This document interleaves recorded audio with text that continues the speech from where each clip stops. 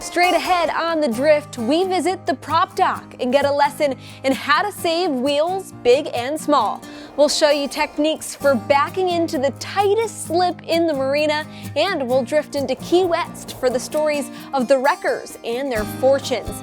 And are you prepared to boat at night? Towboat U.S. Captain Clint Allen is here to talk to you about why you should be. All this and a whole lot more right around the bend on The Drift. Hello and welcome to The Drift. I'm your host, Sierra Goodwill. New England holds a rich tradition in boat building, and sprinkled throughout many of its towns are the small shops that support this tradition. John Methia visits one in Fairhaven, Massachusetts. Let's meet the prop dock. All right, this is our little project, right? Couple of bent tips, a couple of holes from electrolysis decay. We're going to straighten it out, check the pitch, weld it, grind it, and send it on its way.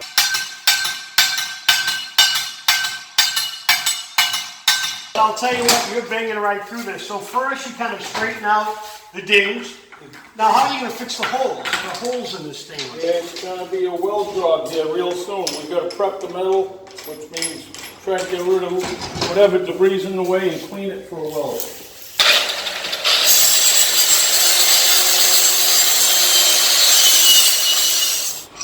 Flip it over, we're going to do the same to the other side. Now what's your take on stainless props? They're pretty much the best you can get. They're built to last. The only issue is in the Buzzards Bay area, you got to be careful. There's an awful lot of rocks, and a stainless prop that gets hit is usually going to create damage further up the drive line.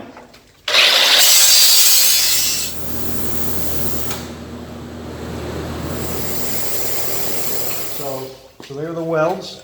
Yep. Wow. So now you're just going to be able to grind that right I'm down. going to smooth that out, and we're going to blend it in. Then we're going to make a pattern, make sure all the blades are equal, and we'll see what happens after that.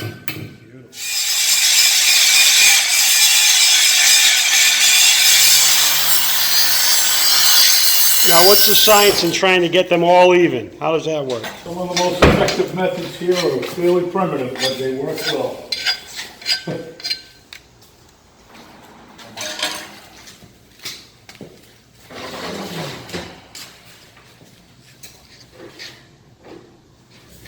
This one shouldn't take much, and from what I see, that is true. You see by the pattern there that little Nub is going to go. needs to come off.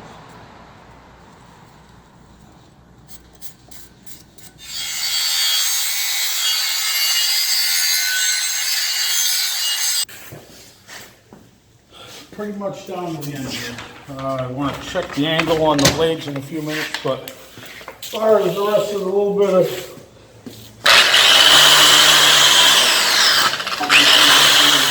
checking the height of the blades, I believe the tip heights look pretty even. So you bring it in and just Pick a point, it's random, it's more about consistency than anything else. A job like this, the service necessary is to try to give you back what it originally was when you started. I don't have any intentions of changing anything. look at that. Right on. It's the 17 pitch that it's stamped, and you're not going to cut yourself. All right, so that was awesome. You did that in an hour. Now, we don't want to tell everybody that they can drop their prop off here and have it done in an hour. I'm with you there. But let's look at some of these big boys. This, I feel like I have prop envy here. All right, Mike, tell me about the business here. How long have you been here? You service the fishing community here as well, right? Yes, we provide service for both the pleasure boaters and the commercial fishing fleet. We started 18 years ago. A gentleman named Lars hooked up with me and supported this business right from the beginning. He's been the financial backer to this, and his experience on the waterfront has brought a lot of commercial work in here. My experience hands-on has continued to get us going and keep us going. Now, what about this? Now, this is like something I want to hang on my wall as a piece of art. Well, this prop that got serviced that came in need of repair. It got welded and pretty much tuned up in the same order of events that you witnessed on yours. Just So at a same grander process, scale. going on a grander scale. Exactly. So when you say no prop too big or too small, you mean it, right? Pretty much, yeah. I mean, I did a fleet of tugboat wheels for a number of years out of Providence that were 10-foot props that weighed 4,000 pounds. So you get something like this, you would think, how am I gonna fix it? You take care of it, Yes, right? You'll bring that back and repair it. absolutely. So don't discard that dented and bent prop, get it to the prop dock. As always, you can find more boat builds at driftsociably.com and at driftsociably on social media. Like, follow, share, and subscribe to Drift Sociably with us. Straight ahead on the Drift, it's the Boat US pros with a few helpful tips on backing a twin into the tightest slip in the marina. And we drift into the place where shipwrecks made fortunes. All that and more right here on the Drift. At the Helm is brought to you by Boat US. Better boating starts here. So we've all been there, right? It's a beautiful day, the marina is full, spectators galore, and we have to wedge into that tight slip. Pressure, just a little bit, right? This time in our At the Helm with Boat US segment, we'll show you stress-free techniques for backing a twin into the tightest slip in the marina. Hi folks, I'm Lenny Rudo from Boat US Magazine. And you know, we at Boat US understand that one of the most stressful parts of a day of boating is actually docking your boat, especially when you happen to have the worst slip in the marina. The reason this slip is so tough is because you have to back into its starboard side too, and you can't maneuver beyond the slip thanks to the pier being in the way. Oh, and let's make it a little worse. Let's park an oversized boat in the slip across the way. Now, your slip, I certainly hope, isn't quite this bad, but if you boat long enough, sooner or later, you're going to have to squeeze into a tight spot like this. So, let's see how it's done. Rule number 1 is to check something like a flag to see how the wind may affect your boat, and check something in the water to see how the current may affect your boat. Rule number 2, come in slow. I mean, it sounds like common sense, but you'd be amazed at how many people come in hot and end up hitting something. Rule number 3, when you're on a twin-engine boat, center your wheel and then leave it alone. It's much easier to steer with the throttles, and as soon as you touch that wheel and get the outboards out of alignment, you're sure to make mistakes. Now, as I actually approach the slip, what I'll try to do is swing the bow to port as much as I possibly can while moving the boat forward as much as I possibly can. You really need to maximize the space that is available to you. As I do this, remember, it's all with the throttles. I'm not touching the wheel. However, I will favor leaving the port throttle in reverse, and the starboard throttle I'll take in and out of gear. The reason for this is your forward throttle always has more thrust. So it's a little easier to adjust that way. Now here's where it gets trickier, folks, and this is why not being able to maneuver beyond this slip makes things so difficult. You really can't line up exactly for the slip. The bow of the boat is always going to be cocked a little bit to port after I'm able to back in. So what I'll do is I'll just reverse the throttles from what I was doing earlier. Starboard goes into reverse, port goes into forward. That kicks the bow around, and I can line up just right to back into the slip.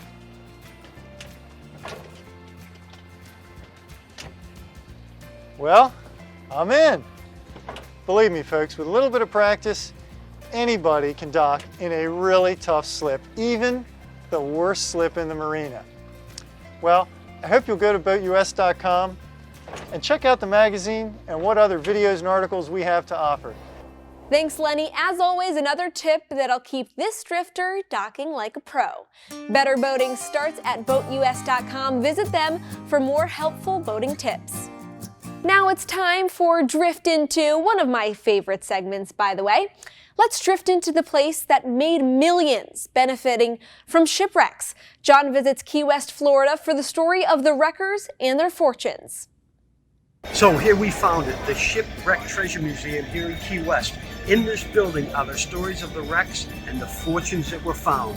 Let's go check them out. We caught up with master wrecker Acer Tift. He tells us the story of how this unusual industry provided for the livelihoods of the early pioneers of Key West. See, the wrecking industry here in Key West has really created quite a lucrative income source for people who live here. People go out in the middle of these storms to rescue ships that are in distress. They go back out after the storm is passed through to salvage the goods, stored in warehouses like this, until the federally appointed judge can tally up all of these salvaged and find the fairest settlement for all the interested parties. They're chiefly, that's the wreckers themselves and the owners of the cargo. They'll award to the wreckers about a quarter to a half of what they salvaged, which seems like a lot, but well, if they weren't here, it'd still be down there. But because there's no Coast Guard here at the time, they're given this double duty of rescue as well as salvage, and had to be compensated for their efforts in providing these very valuable and necessary services. This is the method they devised. Worked out pretty well. The wreckers make fortunes, actually. And the owners of the cargo were able to salvage, recover most of their losses. So we're actually helping out these people who are in dire straits. If we weren't here, all would be lost. So it's making the best of a bad situation. During the golden age of sail, over 100 ships per day passed by Key West. At least one ship a week would wreck somewhere along the Florida Reef. When this happened, the call "Wreck Ashore" would echo across the island. Here we are at the top of a lookout tower. It was these kinds of towers that they would rush to spot the wreck. And once they found the wreck, they would rush to it to get the treasure. John blowing that horn, now that is worth the price of admission.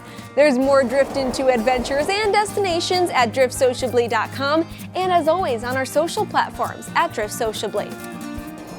Coming up on The Drift, are you ready for night boating? Towboat US Captain Clint Allen says you need to be. Straight ahead with helpful tips right here on The Drift. The Drift is brought to you by Boat US. Better boating starts here. And now it's time for From the Cast, always an informative slice from the Drift podcast.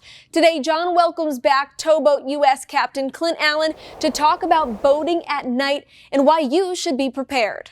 We are here with, you know who he is, the man, the myth, the legend, Towboat Captain Clint Allen. Yeah. Clint, today we're going to talk about something that a whole lot of people don't do in boating. And it's crazy in that some people find themselves doing this without thinking they're going to do it. And that is boating after dark, boating at night.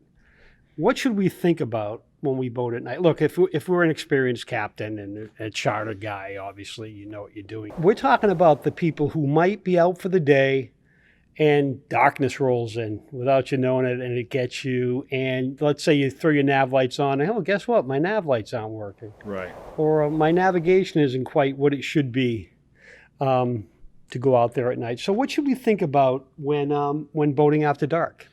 Well, so safety, number one concern, and that's every podcast I do with you, we touch on it. Safety is number one. So on our towboats, we have a daily checklist we do. We don't want to find out at dusk that our lights don't work. No. So we check them daily. And I advise recreational boaters to do the same. Before you get underway, check everything. Check your lights. Check your check everything. Check your whole everything that's possibly could be used later on. You don't want to find out your nav lights aren't working when you're out there. When you turn them on, right? So you check them prior. I know things can break even after you've checked it, but at least you've checked everything. So that's what we do. And then there's no surprises. Right. Does your flashlight have batteries in it? Again, it's nothing worse than picking up a flashlight and it's dead.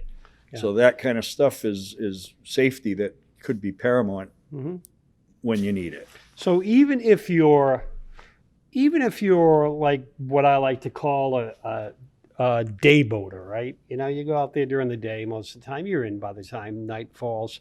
You should make sure you're prepared to boat at night in the event that something happens. You could be out there and you could have engine issues, you could have delay issues that that put you in night boating. And night boating, look, if you've got a full moon, if you're lucky enough to have a full moon or you know, a decent Right. moon, you've got moonlight. But if you don't, you could be out there in pitch darkness. Yeah. And for a lot of folks like that, they may have a GPS, but if they don't have radar, you know, you don't know what's bearing down on you, right? Yeah, and it's a whole different world at night. Things look different. I tell them, go to a close destination, 2 or 3 miles from where your slip is, Mm-hmm. and intentionally leave just as it's getting dark. Mm. So you get a feel for it. It's partially light. You can Right. still see the buoys. You're still comfortable.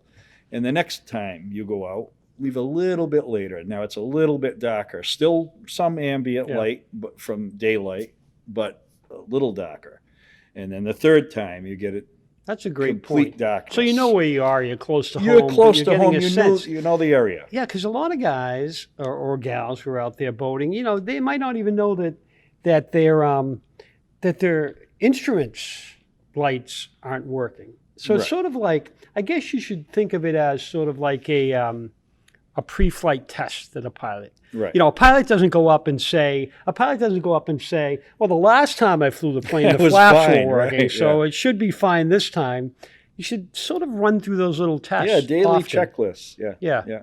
And if Before you're in a you go. marina, right, you're down there, you've got some time during the day, it takes 2 minutes. Yeah. But things like that, like checking, making certain your nav gauges are illuminated, you sort of have to do that at night, right? Yeah. Yeah. So you won't know. Right. And sometimes there's surprises, but at least if you're comfortable, if you eased yourself into night, being behind the helm at night, as I said, just a little bit dark, then a little bit darker, and then maybe the third or fourth time you try this, now it's pitch black, and you grow comfortable to it. Real important. And all those skills, everything that we've talked about so far, you don't want to learn When you have to. when you have Right. to. Yeah, You should. sure. It should be second nature. I'll tell you, all our life, my children grew up. They're all adults now. I'm getting to be an old man, but we grew up on the water, and all my children knew how to run the boat. Right. My wife, very proficient at running the boat. Mhm. Everybody should know, not just out on a joyride. Sometimes that situation is different. You're bringing friends out that have never been on a boat in their life. And who's the second captain, right? Who can run that Right. boat if So dad they're falls they're just overboard? out to enjoy their Sure. day. They're not expecting to have to set an anchor or point to a man overboard. So you have to have, most cases, your wife or your son, someone in a family member that knows. You don't want to be teaching someone what to do hey, we're in Or trouble you don't want to here. be teaching somebody what to do when darkness falls, once darkness has fallen, right? Right. That's not a good Right. idea either. All right, Clint Allen, thanks again. Thank you. All right. As always, valuable info there from Captain Clint. My night boating tip is a simple one. Don't wear your sunglasses at night. And remember to follow the Drift Podcast at driftsociably.com, on our social platforms at driftsociably, where all fine podcasts are found.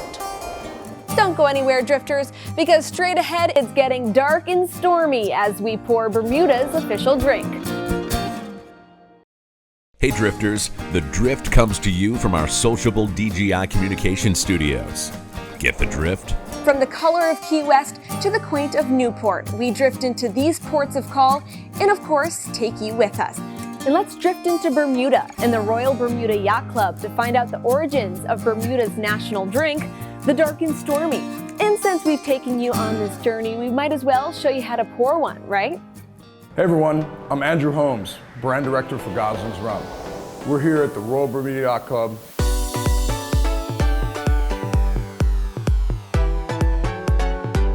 We're going to learn a little bit more about Bermuda's national drink, the Dark and Stormy.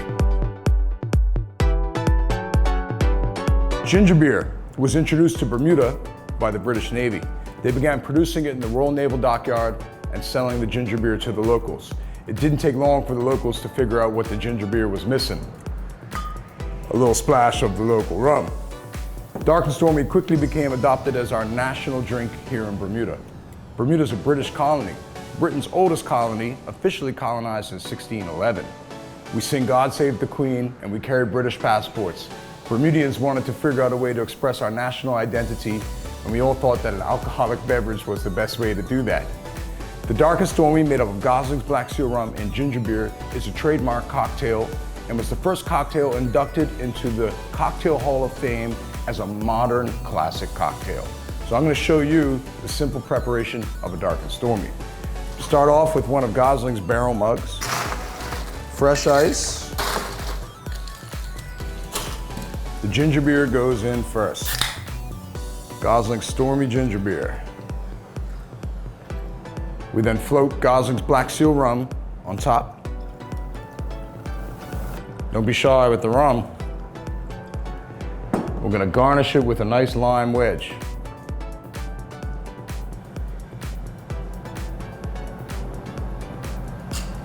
Gosling's trademarked the name Dark and Stormy in the early 80s, and it gets its name from when the rum floats on top of the ginger beer. It looks like a storm cloud neither a fool or a dead man would sail under. I'm Andrew Holmes. Next time you enjoy a Dark and Stormy, think about all the legends and seafarers here in Bermuda that made this drink so iconic. Thanks for joining us, Drifters. We'll see you again right here next time, and maybe even out on the water. It's the social place for boating, The Drift. For more content like this, follow, share, and subscribe to The Drift at Drift Sociably, or visit us at driftsociably.com. For all of us here at The Drift, I'm Sierra Goodwill. Drift Sociably. Get the drift?